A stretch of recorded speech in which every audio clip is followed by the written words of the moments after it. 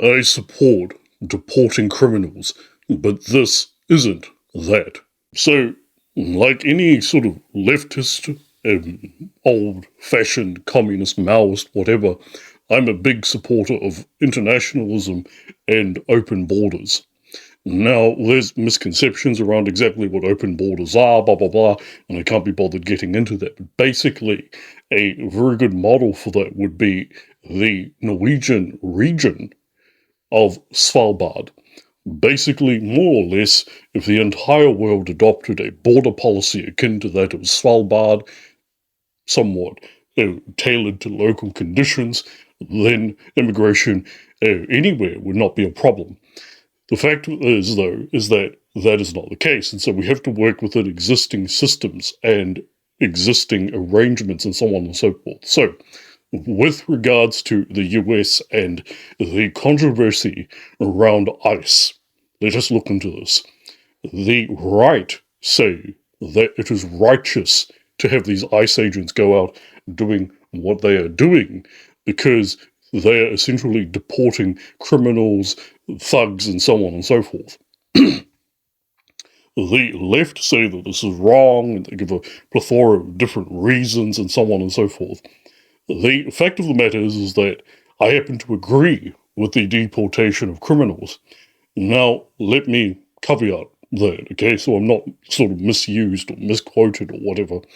The so if a person migrates to a country and they commit traffic fines, uh, perhaps even internet piracy, to be honest, I don't actually care.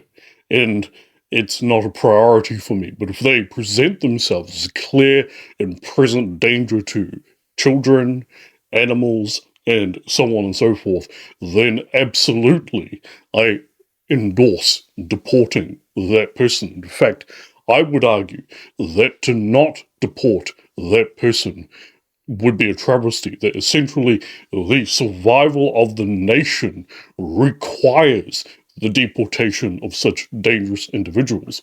So, fully in agreement with the right on this.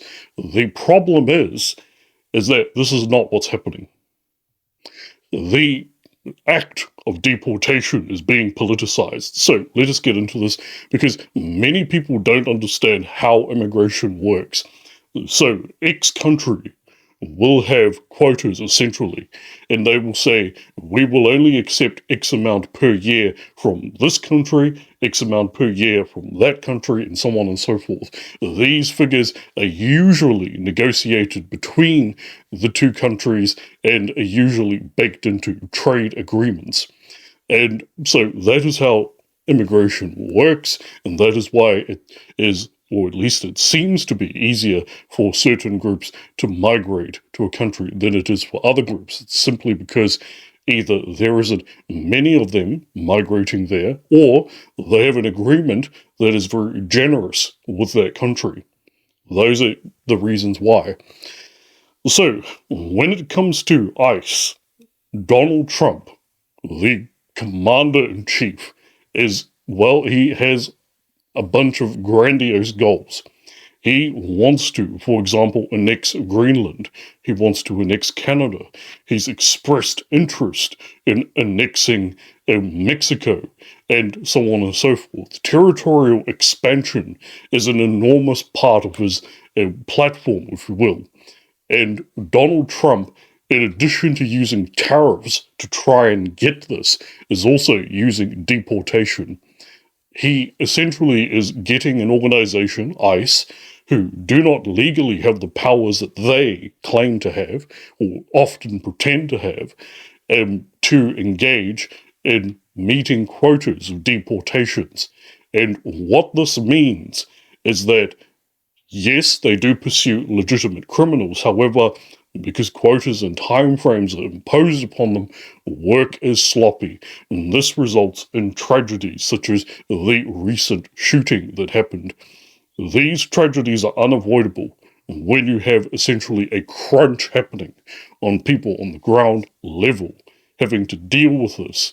And this contributes rightfully to the perception that Donald Trump is a fascist. He is using the threat of deportation in order to achieve political aims, and that is highly unethical because that will always result in tragedies such as the shooting that happened recently.